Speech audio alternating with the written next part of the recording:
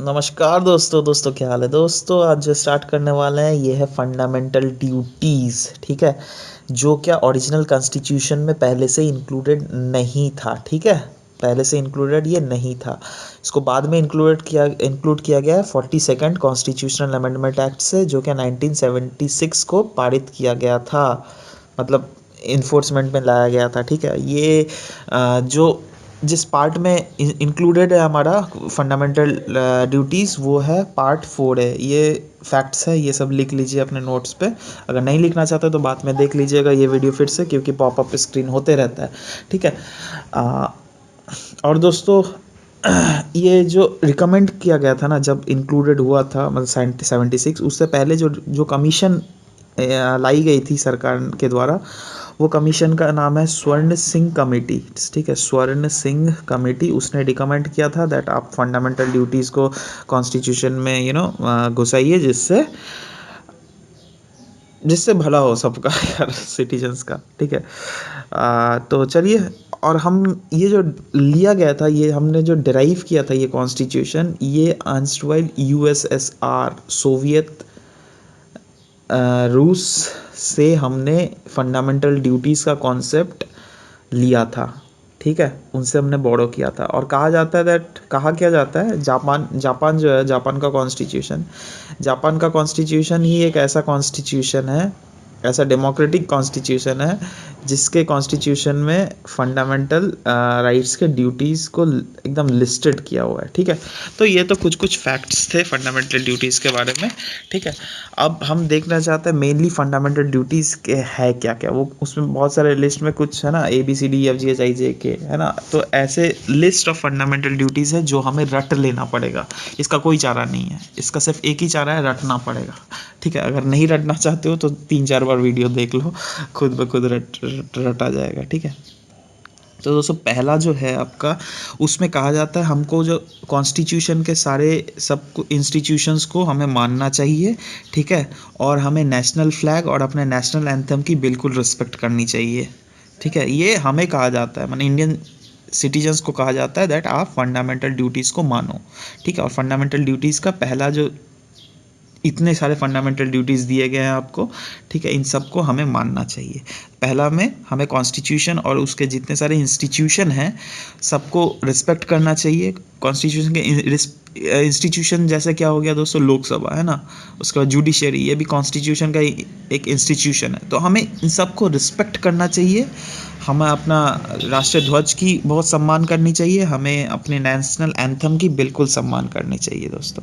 Next है हमारे हमारे फ्रीडम फाइटर्स जो है, उन्होंने जो भी आइडियल्स बोल के गए थे, हमें उनका भी बिल्कुल सम्मान करना चाहिए। ठीक है, और इनफैक्ट हमें वो चीज़ चेरिश करना चाहिए। जैसे गांधी जी ने बोला था नॉन वायलेंस, है ना, तो हमें इस सब समय नॉन वायलेंस के रूट पे ही चलना चाहिए, है ना। सिर्फ चाहिए बोल रहा हूँ मैं। ठीक है, मतलब आप समझ गए होंगे दैट ये भी कोर्ट के द्वारा इन्फोर्सेबल नहीं है। जब तक इस पर एक एक्स्ट्रा कानून नहीं पारित हो, तब तक ये कोर्ट के द्वारा इन्फोर्सेबल नहीं है। कोर्ट इसके लिए किसी को सज़ा नहीं दे सकती। अगर आप नेशनल एंथम की रिस्पेक्ट नहीं कर रहे हो तो कोर्ट नहीं सज़ा दे सकती, है ना।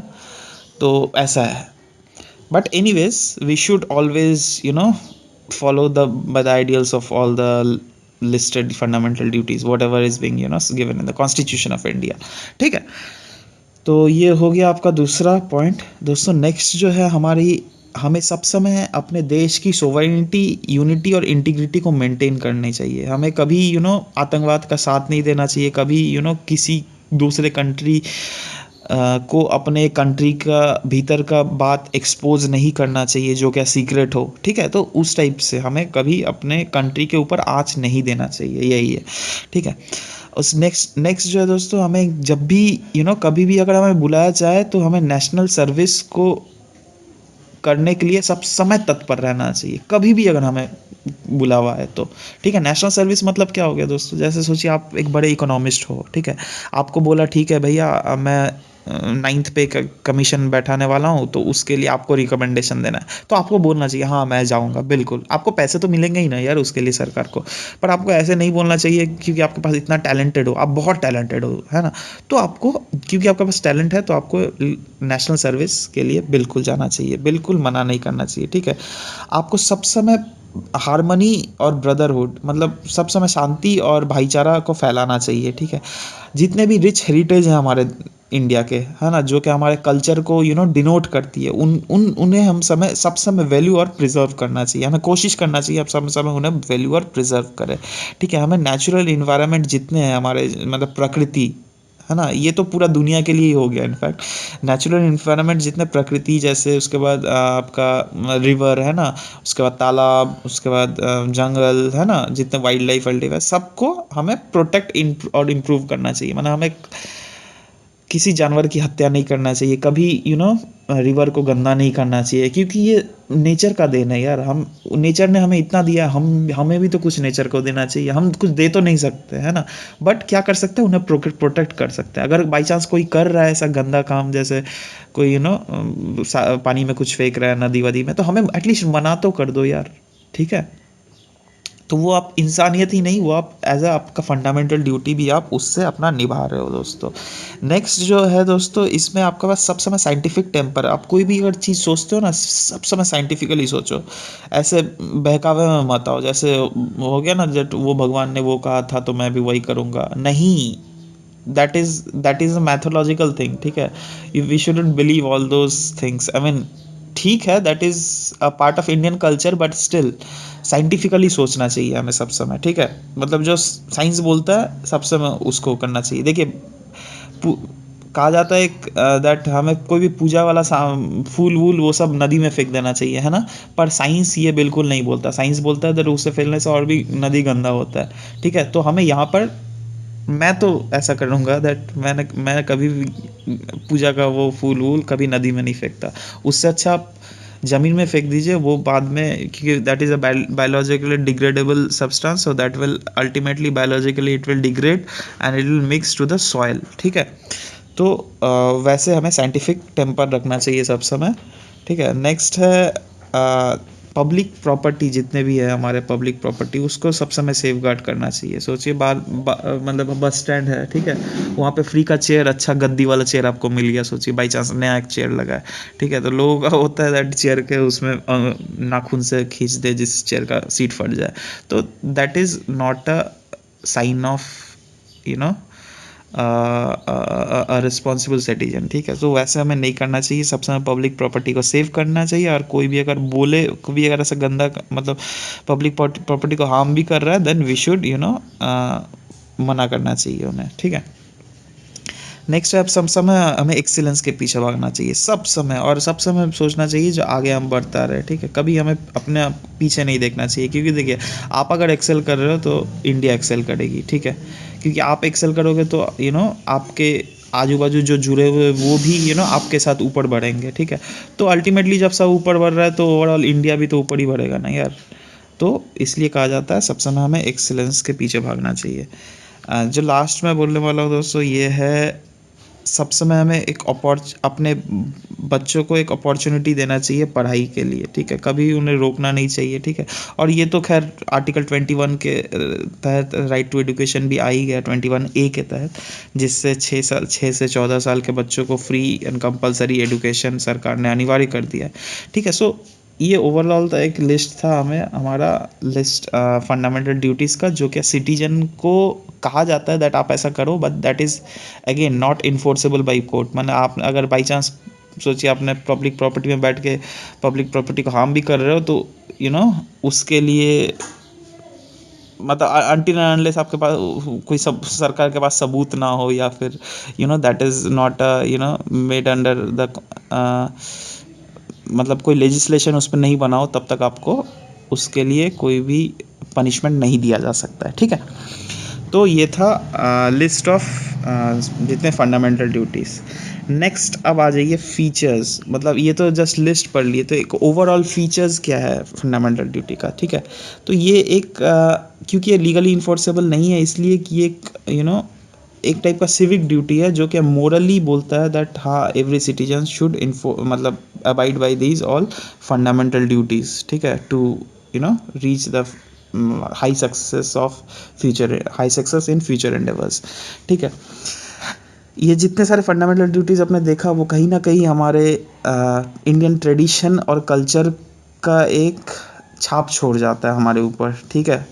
तो हमें सब समय इन जितने भी हमारे इंडियन ट्रेडिशंस है उसको सब समय वैल्यू करना चाहिए, विच इज़ जो जो इसमें नहीं भी मेंशन किया हुआ उनको भी वैल्यू करना चाहिए, एंड जो इसमें लाइक फंडामेंटल ड्यूटीज़ में दिया हुआ है वो तो जस्ट वैल्यू करना ही चाहिए। मतलब ओवरऑल जो इसका फीचर बोला गया दैट ये एक हमारे इंडियन ट्रेडिशन और वैल्यूज़ को रिफ्लेक्ट करता है, यही एक ओवरऑल फीचर बना, ठीक है।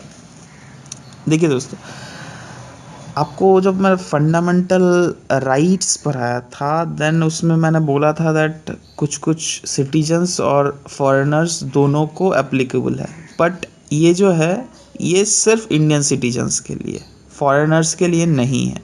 फॉरेनर्स को नहीं बोलता है दैट आप इंडिया की तारीफ़, मतलब इंडिया की तारीफ़ करो, वो तो उनके अपना कंट्रीज़ में ही बोला जाता होगा, जब दूसरे कंट्रीज़ की भी तारीफ़ कर मतलब रिस्पेक्ट करना चाहिए। बट एनीवेज मतलब इन्फोर्स मतलब ये फॉरेनर को नहीं कहता है, ये सिर्फ इंडियंस के लिए ही है, ठीक है। और जो लास्ट है और जो मैंने बोल चुका है आपको दैट ये नॉन जस्टिसेबल है, ठीक है, अनटिल अनलेस कोई सरकार इस पर कानून पारित ना करे, इसके हनन के लिए इसको अगर आपने डिसरिस्पेक्ट किया तो कोर्ट आपको सज़ा नहीं दे सकती है, ठीक है। तो ये ओवरऑल हुआ हमारा features of fundamental duties whatever has been inscribed in the constitution of India through 42nd amendment act of 1976। Alright, अब जो लास्ट देखने वाले हैं हम लोग उसका यूटिलिटी या सिग्निफिकेंस ऑफ फंडामेंटल ड्यूटीज़, इसका क्या फ़ायदा होता है यार, है ना। तो इसके फ़ायदा में दोस्तों है दैट ये एक सब समय फंडामेंटल ड्यूटीज से हमारे इंडियन सिटीजन को एक दिमाग में रहता है दैट हम जब भी जो भी काम करें अपने देश के लिए शिद्दत से करें, ठीक है। तो वो सब है, और एक आप फंडामेंटल ड्यूटी जब भी देखिएगा वो आपको एक पता चल जाएगा दैट कोई भी अगर फंडामेंटल ड्यूटी नहीं मान रहा है ना, कोई भी अगर इंडियन नेशनल एंथम को नहीं मान रहा है तो उसका कहीं ना कहीं सेंटिमेंट्स है that he is doing an anti national thing, an anti social activity, ठीक है। तो आपको पता चल जाएगा तो कोई बंदा एंटी सोशल कहाँ है या फिर एंटी नेशनल क्यों है, तो आपको पता चल जाएगा उसका कैरेक्टरिस्टिक्स को देखकर, क्योंकि वो कोई भी फंडामेंटल ड्यूटीज़ को मतलब नकारेगा या फिर नहीं मानना चाहेगा। सो आपको वो एक इंडिकेशन दे देता है दैट इज़ एक गाय इज़ एंटी नेशनल और एंटी सोशल मैन, ठीक है। तो वो है आपका। नेक्स्ट है दैट ये फंडामेंटल ड्यूटीज से आपको आपके अंदर में एक सेंस ऑफ डिसिप्लिन आ जाता है भीतर से, आपको डिसिप्लिन और कमिटमेंट टुवर्ड्स आपके सोसाइटी, है ना। आप कुछ अंदर से ही डिसिप्लिन हो जाओगे, नहीं यार मुझे तो अपना फंडामेंटल ड्यूटीज को मानना है, और आप एक सोशल, आपका कुछ ज़्यादा ही सोशल बिहेवियर आ जाएगा आपके मतलब सहन में, जिससे कि आप जो फ्यूचर में कोई भी एक्टिविटी करोगे that must be keeping in mind the greater good to the greater society, ठीक है। तो ये है सिग्निफिकेंस ऑफ कुछ कुछ फंडामेंटल ड्यूटीज़, ठीक है। और ये तो खैर इन्फोर्सेबल बाय लॉ नहीं है, क्योंकि वरना मैंने बोल ही दिया, ठीक है। मतलब तो ठीक है दोस्तों, अभी तक के लिए चलिए, तो फंडामेंटल ड्यूटीज़ भी यहीं पे ख़त्म होता है। नेक्स्ट देखेंगे, नेक्स्ट चैप्टर में मिलता है। Till then bye bye, take care.